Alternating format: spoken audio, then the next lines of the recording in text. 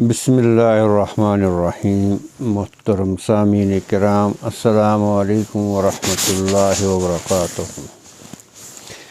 آج ہم پچھلی گفتگو کا سلسلہ جاری رکھیں گے، جس میں یہ عرض کر رہا تھا کہ شیطان کے جو حربے ہیں، شیطان نے قسم کھائی ہے کہ وہ بندہ مومن کو پریشان کرے گا، اور اس میں وہ مختلف حربے استعمال کرتا ہے، جس میں ایک انسان جو خود اپنی تجویزوں پر کی طرف زیادہ بھروسہ کرتا ہے اور وہ اس کو حاصل نہیں ہوتی ہے تو پریشان ہوتا ہے، اور پھر مخلوق کے ساتھ امیدیں رکھتا ہے، اور حالانکہ چاہیے تو یہ تھا کہ ساری امیدیں خالق کے ساتھ، اللہ کے ساتھ وابستہ کرے۔ اور پھر ہم نے جو تیسری وجہ پریشانی کی عرض کی تھی، وہ ہے وسوسے، شیطان کے وسوسے۔ اور یہ شیطان جو ہے، اس نے قسم کھائی ہے کہ وہ بندہ مومن کو پریشان کرے گا۔ اب اس شیطان، چونکہ شیطان تو شیطان ہی ہے، بڑا چالاک ہے اور بڑا آزمودہ کار ہے، بہت پرانا ہے، تو اس کے مکر و فریب کو سمجھنا ہر کس و ناقص کا کام نہیں ہوتا۔ یہ بڑوں کو بھی اپنی جال میں پھنسا دیتا ہے۔ تو شیطان ایسے برے خیال، برے وسوسے دل میں ڈال دیتا ہے کہ بندہ مومن جو ہے وہ بڑا پریشان ہوتا ہے، اس کو پھر اپنے ایمان پر بھی شک ہونے لگتا ہے جب وہ ایسے برے خیالات اس کے دل میں آتے ہیں۔ یہاں میں ایک نقطہ جو عرض کروں گا، یہ نقطہ اگر آپ سمجھیں گے اور اس کو یاد رکھیں گے تو آپ کو ایک بہت بڑے پریشانیوں کے ایک بہت بڑے حصے سے، پرپورشن سے آپ کو نجات ملے گی۔ ایک ہے وسوسے کا آنا، اور ایک ہے وسوسے کا لانا۔ یہ دو چیزیں ہیں جس میں ایک باریک ریڈ لائن ہے جس کو سمجھنا ضروری ہے۔ ایک ہے وسوسے کا آنا اور ایک ہے وسوسے کا لانا۔ اب وسوسے کا آنا جو ہے یہ غیر اختیاری ہے، یہ بندے کے اختیار میں نہیں ہے، اور اس پر اس کو پوچھ نہیں ہوگی، اس پر سزا جزا نہیں ہوگی۔ ہاں، اگر اپنے ارادے سے، سوچ سمجھ کر اپنے ارادے سے کوئی کسی خیال کو لاتا ہے، وہ اس پر مواخذہ ہوگا، وہ اختیاری ہے، اور جو خود سے آتا ہے وہ غیر اختیاری ہے، اس کا مواخذہ نہیں ہوگا۔ اور یہ جو ہے، یہ وسوسے، چونکہ انسان کی جبلت ایسی ہے، شیطان بہت پرانا ہے، اب یہ وسوسوں کا آنا، یعنی جو خود سے خود آئیں، وہ کتنے برے ہوں، کتنے کفریہ ہوں، کیا بھی ہو، وہ کمال ایمان کے خلاف نہیں ہے۔ اب چونکہ جب ایک بندے کو یہ خیال آتے ہیں دل میں، تو وہ سمجھتا ہے کہ اس کا ایمان ہی نہیں۔ اب اس کے دل میں ایسے گندے خیال آتے ہیں، اور وہ اتنا پریشان ہوتا ہے، پھر نمازوں کو بھی چھوڑتا ہے، پھر دوسری چیزوں کو، اور ڈپریشن میں چلا جاتا ہے، پریشان ہو جاتا ہے کہ نہیں، مجھے کچھ نہیں ہوگا، مجھے ایسے خیالات دل میں آتے ہیں، تو اس لیے میرا ایمان صحیح نہیں ہے۔ لیکن میں نے جیسے عرض کیا، یہ کمال ایمان کے خلاف نہیں۔ امت میں اس پر اتفاق ہے، سب سے کامل ترین جو ایمان تھا وہ صحابہ کا تھا، اور اس میں کسی کو شک نہیں، بلکہ اللہ تعالیٰ نے صحابہ کے ایمان کو معیار بنایا، آمنوا کما آمن الناس۔ تو یہ برے خیال اور یہ ان کو بھی آتے تھے۔ ایک صحابی اللہ کے نبی صلی اللہ علیہ وسلم کے پاس آئے اور بہت پریشان تھے، بہت ہی پریشان تھے، اور غالباً یہ حضرت حنظلہ تھے رضی اللہ تعالیٰ عنہ۔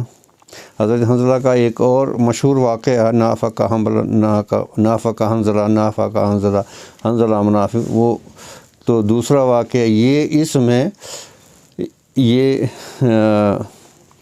صحابی کا اگر نام مجھے پورا یاد نہیں ہے، غالباً حضرت حنظلہ ہی تھے، تو اس نے عرض کیا کہ اللہ کے نبی صلی اللہ علیہ وسلم اتنا پریشان کیوں ہو؟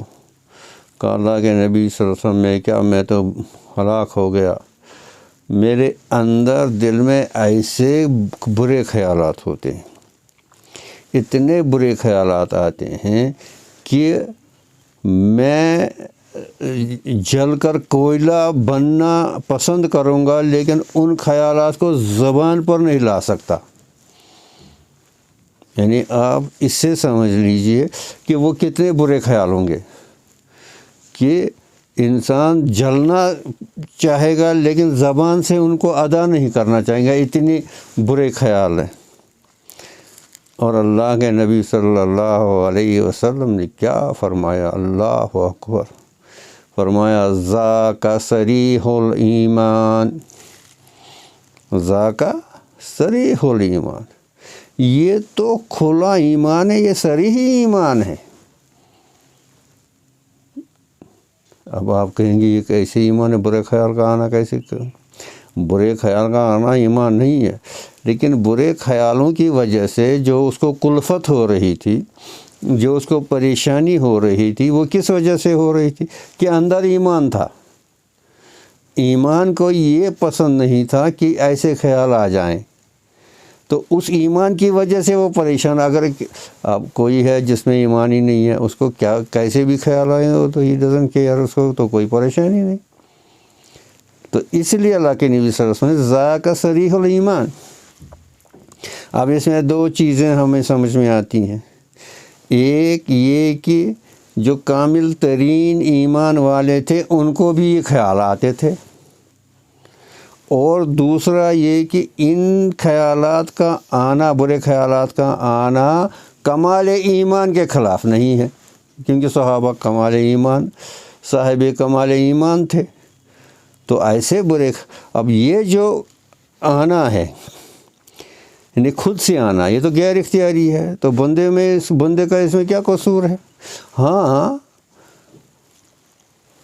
خود لایا یا کوئی برا خیال آیا، اب اس پر والنٹیریلی، اختیار سے اس پر سوچنے لگا اور اسے یعنی لذت محسوس کرنے لگا، یعنی کسی لڑکی کا یا کسی ایسی چیز کا کوئی برا خیال آیا، اب اس کو سسٹین کیا، اب یہ جو بعد میں سسٹین کرتا ہے یہ رکھتا ہے، یہ اس کا اختیاری ہے، ہاں یہ قابل مواخذہ۔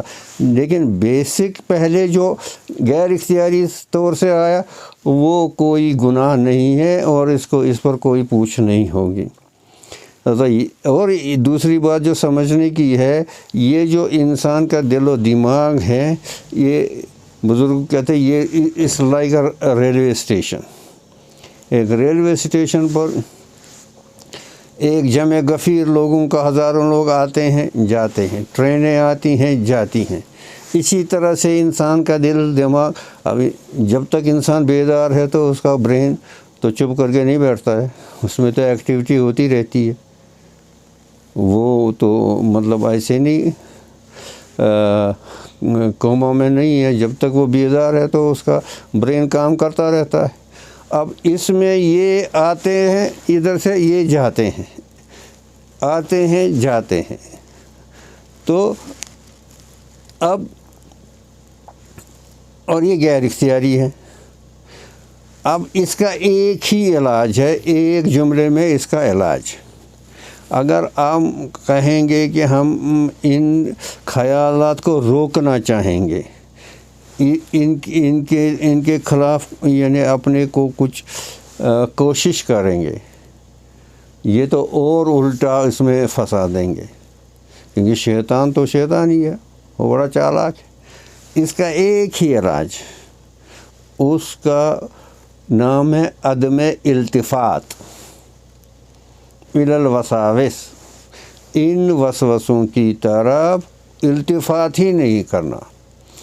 آپ نے سنا ہوگا the best form of punishment to an enemy is to ignore him۔ دشمن کو اب دشمن کے ساتھ اب الجھ جائیں گے وہ اسے خوش ہوتا ہے، آپ اس کو برا کہیں گے وہ 10 برا کہے گا، آپ 10 برا کہیں گے وہ 100 کہے گا، تو وہ چاہے گا آپ کو الجھانا۔ ہاں اگر آپ وہ کیا بھی حربے کرتا ہے آپ اس کو اگنور کرتے ہیں، اس کو لفٹ ہی نہیں دیتے ہیں، یہ اس کے لیے سب سے زیادہ تکلیف دہ ہے۔ وہ ادھر سے کوشش کرتا ہے آپ کو پریشان کرنے کی، ادھر سے یو ڈونٹ کیئر، آپ اس کی طرف یعنی جیسے وہ ہے ہی نہیں۔ یہ اس کو بہت، اسی لیے کہتے ہیں the best form of punishment to an enemy is to ignore him. اب سب سے بڑا دشمن تو شیطان ہے، اب اس کی بھی یہی سزا ہے کہ اس کی طرف توجہ نہ کی جائے، اس کی طرف التفات نہ کیا جائے، اس نے یہ جو خیالات جتنے بھی یہ کوشش کرتا ہے اندر سے بالکل اس کی طرف دھیان ہی نہیں دینا۔ اگر میں نے میرے جو ٹیچر تھے انہوں نے مجھے کہا، یہی ایک لفظ لکھا، عدم التفات الی الوساوس، وساوس کی طرف یعنی التفات نہیں کرنا۔ میں نے جواباً لکھا جی حضرت میں کوشش کروں گا، تو وہاں سے جواب آیا کوشش تو التفات ہی ہے۔ جب آپ کوشش ان خیالات کی طرف، ان چیزوں کی طرف یہاں سے کوشش کریں گے، یہ تو آپ اس کی طرف تو توجہ ہی کر رہے ہیں نا۔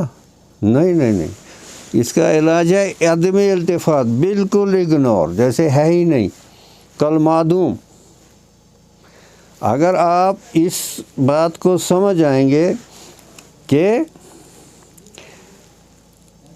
یعنی وساوس کا آنا، خیالات کا آنا یہ غیر اختیاری ہے اور اس کو لانا اختیاری ہے، اور جو اب دیکھیے حدیث شریف میں کیا آیا ہے، اس کی میں دلیل آپ سے حدیث شریف سے عرض کرتا ہوں۔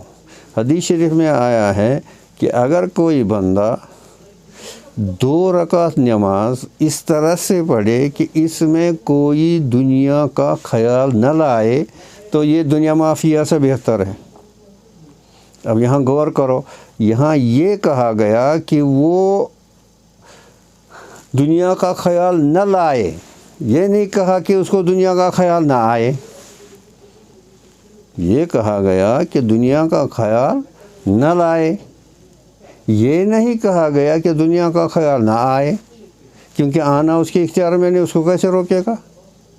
ہاں لانا اس کے اختیار میں۔ اگر اس طرح سے 2 رکعت نماز پڑھ تو فرمایا یہ دنیا مافیہ سے بہتر ہے۔ تو یہاں سے بھی یہ سمجھ میں آتا ہے کہ خیالات، برے خیالات کا لانا، کیونکہ میرے پاس بہت ایسے آتے ہیں خاص کر نوجوان کہ جو بہت ہی پریشان ہوئے ہوتے ہیں کہ جی ہم کافر ہو گئے، ہمیں یہ خیال آتا ہے، وہ آتا ہے، یہ آتا ہے، بڑا پریشان۔ اور اس کا علاج یہی ایک ہے کہ یہ ریلوے اسٹیشن میں ادھر سے لوگ آئے، ادھر سے گئے، ادھر سے ان کی طرف کوئی التفات نہیں، یہ خیالات آتے ہیں، یہ ایک ہجوم آتا ہے اور یہ رہے گا۔ یہ صحابہ کو بھی آتا تھا، ہماری تو بات ہی نہیں ہے۔ تو اس لیے آج کا جو ہمارا یہ سبق ہے وہ اتنا ہی ہے کہ وساوس کو ہم سمجھیں گے کہ اس کا آنا غیر اختیاری ہے، لانا اختیاری ہے، اور اگر آئیں گے تو یہ کمال ایمان کے خلاف نہیں ہے، اور اس کا علاج صرف کیا ہے؟ اس کا علاج ہے ان کی طرف دھیان ہی نہیں دینا، ان کی طرف توجہ ہی نہیں کرنا، آنے دو، جو بھی ہے تو ہے، کتنا بھی برا ہے، میں نے تو نہیں لایا، آئے گا وہ تو خود بھاگ جائے گا شیطان۔ پھر اللہ تعالیٰ سمجھنے کی توفیق عطا کرے۔ السلام علیکم ورحمۃ اللہ۔